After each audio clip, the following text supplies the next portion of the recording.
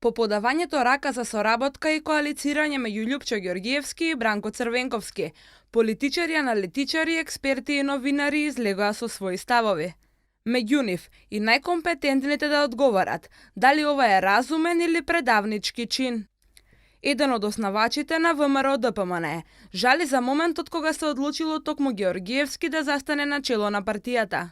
Разговори и одлуки уште во 90-та година, предлози од пред 12 години. Уште тогаш челниците на партијата имале сомнеж за тоа дали Љупчо треба да ги води. Велат сега кога гледаме што прави, знаеме дека тогаш не требало да не води.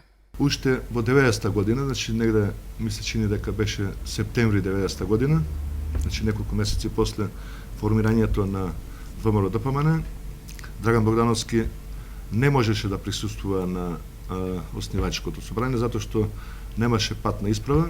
После тоа со патен налог, документ за патување, кој го извадивме во воената мисија Југословенска во Берлин, тогаш немаше македонски конзулати, немаше македонска амбасада. Успеавме некако да добиеме таков документ и дојдовме со Драган Богдановски во Македонија. Значи тоа претпоставам дека беше средбата беше во септември, заедно со Владо Голубовски ме посетија во моето родно Зубовце и тогаш Драган Богдановски ми предложи да го смениме Љупчо Ѓоргиевски.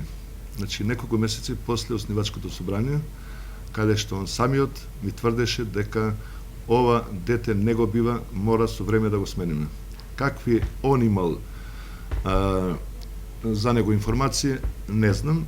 На крајот испадна, значи од кога јас бев против да веќе менуваме председател после неколку месеци од основачкото собрание, тоа може и Голубовски да го потврди, он беше лично на маса кога разговаравме во мојот двор во селото.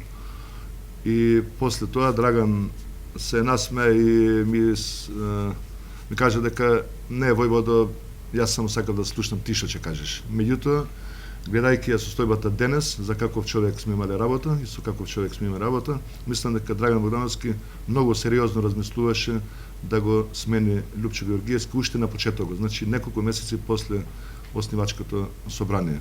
Чинот на коалицирање со СДСМ за основачите на ВМРО-ДПМН е чин на предавство.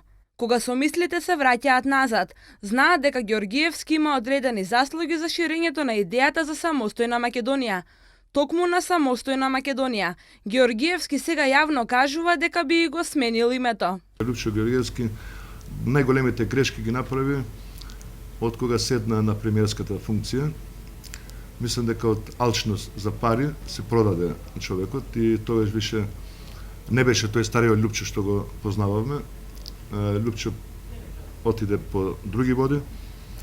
Меѓутоа и тоа помина, значи како што помина, значи 2003 година имаше промена во партијата и мислев и очекував од Љупчо Ѓоргиевски да си седе мирен и да го подржи Никола Груевски како иден председател на ВМРО-ДПМН. Меѓутоа он тоа не го направи. Веднаш кратко време после тоа формира друга партија. Тоа е веќе една огромна грешка за него. А најголемата грешка кога отиде во соседна Бугарија и кога изјавил дека он се чувствува бугарин, дека он е производ, бугарски производ и зема бугарско државјанство. Кога тргна на патот кој води до СДСМ, Ѓоргиевски не се заврте назад. Не чувствуваше потреба некому нешто да објасни, а најмалку самиот на себе. Ке спојува идеологија или ке попушти пред својата само за да дојде до власт. Јаковлевски вели дека Љупчо во моментов е човек во агонија. Смета дека во моментов спроведува некаква освета. На членовите на ВМРО-ДПМН, на партијата на ВМРО-ДПМН, последно време он прави нека освета и према државата Македонија. Кога веќе немаше што да му порача на Ѓоргиевски, Јаковлевски се обрати кон Црвенковски. Оваа коалиција е катастрофална, вели, и нема да ви донесе победа на изборите.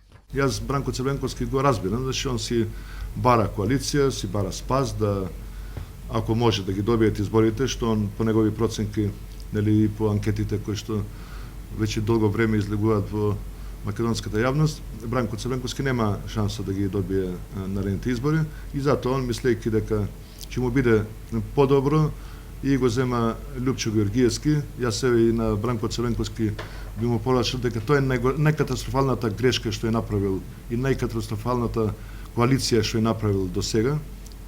Мислам дека и од неговите членови многу ќе придобиеме затоа што се лути на таа коалиција што ја прави Бранко и Љупчо Георгиевски. Јаковлевски го подсети Љупчо дека во 90-тите бил горд на Александар Македонски и поставува дилема. Ако според тврдењата на Георгиевски земјава има фалсификувана историја, зошто во негово време на грбот на Македонија имаше 16 крако сонце?